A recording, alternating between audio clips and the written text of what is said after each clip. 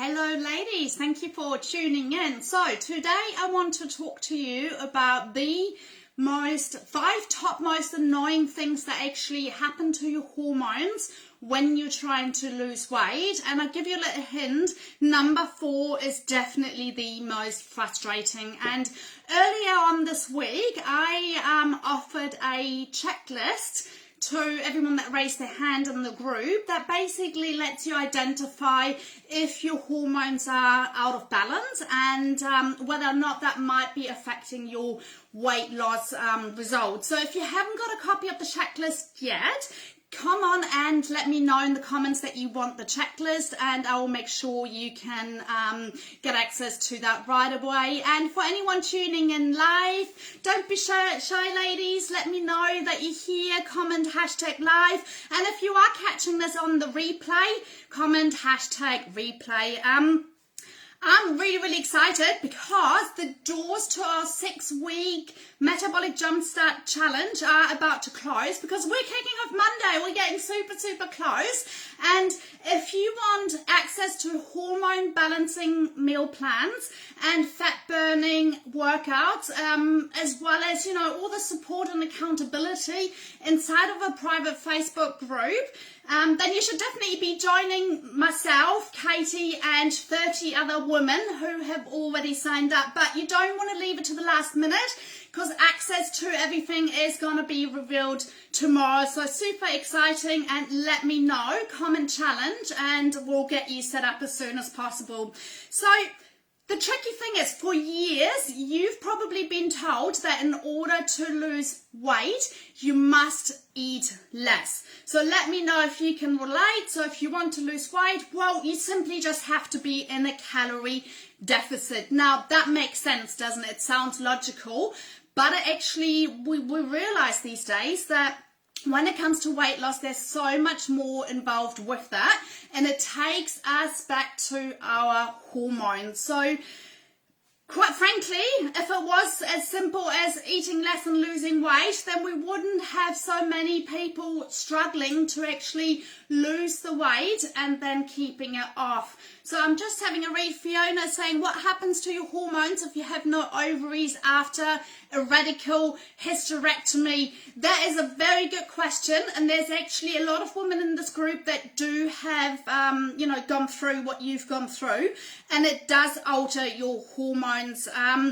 It does vary from degree to degree for each person, but at the end of the day, if you can tune in your hormones and focus on your food, focus on your stress levels, and do the right exercises, you definitely are able to bring that balance where it should be. So hopefully that answers your question, Fiona. So going back, so why is it actually so hard to lose weight? And obviously it takes us back to our hormones. So our bodies are basically evolutionarily wired from, the olden days. So if you think back of the hunters and gatherers, and they'll be going through a period where there's been an abundance of food, but then also there would be long periods where there's no foods at all. So you're going from one extreme to another. So the body is wired to hold on to fat as soon as it, realizes that you might be in starvation mode. So it makes total sense when we're looking back to our ancestors, but it's not helpful at all when it comes to current lifestyle conditions and everything else. So even though you might want to lose weight rapidly, and most of us have tried different things, if you think of the likes of your keto, intermittent fasting, Weight Watchers, Jenny Craig, you name it, there's so many. Basically all they are promoting is quick weight loss. But what happens is it basically sends off the alarm bells to our body saying oh, hang on, I'm in starvation. I must protect the body. So you end up actually storing the fat. You're holding on to the fat, and it's just a logical thing for our bodies to do. But any drastic approach alters your hormones, and that's why I'm jumping on here today to actually talk to you about which hormones are affected, and also to let you know that it's not your fault if you have gone, through the diets and you've been doing really well, but then you weren't able to sustain the results, and then you're back at square one. So so if you want any takeaways, it's not your fault, and it's been your hormones all the way along. So it doesn't have to be that way. And by understanding how the hormones actually relate to when it comes to losing weight, you'll be able to actually create some awareness and build a strategy around that. So hopefully that makes sense. So let's explore the 5 common annoying things that actually happens to our hormones. So number 1 is that, you embark on a diet and suddenly you can't stop thinking about food. Who's in here that's been going through that? You're suddenly on a diet, you're doing really well, but food is everywhere. You just can't help but actually think about food. So you obviously, it's the whole deprivation cycle. So, what you don't or can't have, you actually want, but it's ghrelin. So your hormone ghrelin is responsible for that increased hunger. So as soon as ghrelin goes up, you just feel like you can't stop thinking about food and you're hungry all the time. So if that is you, drop me a 1 in the comments. And number 2 is that once you start to eat, you actually are finding it hard to stop. So let me know if you can relate to this one. So, you finally get down to your mealtime, but then you're still hungry. You've had your dinner and you still could eat more and more and more, and you just feel like the food that you're putting inside of you, you're just burning through it. So drop a 2 if you can relate to that, because basically what happens is leptin. So leptin is all about feeling full and signaling your body when to stop. But as we embark on any kind of drastic diet approach, those leptin levels are out of whack. So basically signaling the wrong sense of there is no fullness. So no wonder you can, have your dinner and then just don't know when to stop. So again, this is not your fault, and it's all down to the hormones and how they're regulated within your body. So lastly, your hormones actually make you want to eat more often. So to give you an example, if you're looking back and you're used to having 3 main meals, say breakfast, lunch and dinner, but then you embark on this diet journey and suddenly you're like, oh man, I need to have my morning snack, or I need to have an afternoon snack, then it's quite hard to suddenly comprehend, well, why do I need more food? So you know how you've got protein and fiber, and they're obviously foods that digest a lot slower inside of your digestive system, which is great because it keeps you full for longer.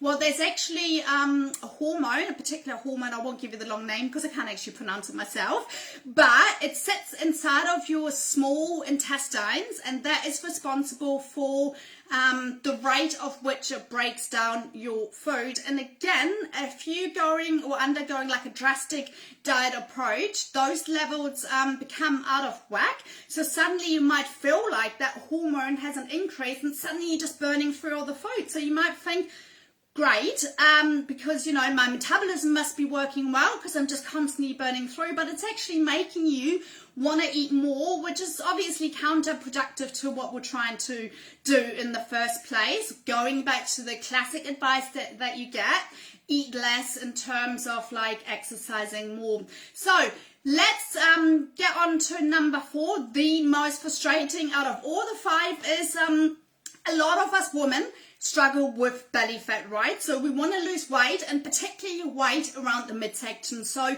if you find yourself, you sort of, perimenopausal or even menopause, or perhaps even, beyond menopause, usually the weight tends to sit around the middle. So the annoying thing that actually happens is when, again, you're undertaking a drastic diet approach, is that you are more likely to gain more fat around the middle. So how frustrating is that? You're trying to lose belly fat, but yet you might even gain some more. And that's all due to our stress levels. So cortisol is our stress hormone. So undergoing a diet, so as in cutting calories and stuff like that, is a stressor to the body. And you've heard me say that before, but any excess stress gets stored as fat around the middle. So it's a complete paradox, right? And you work so hard to actually want to lose the belly fat, but yet what it is that you've been told for all of those years is completely stopping you from actually being able to lose the belly fat. And the last thing that we want is to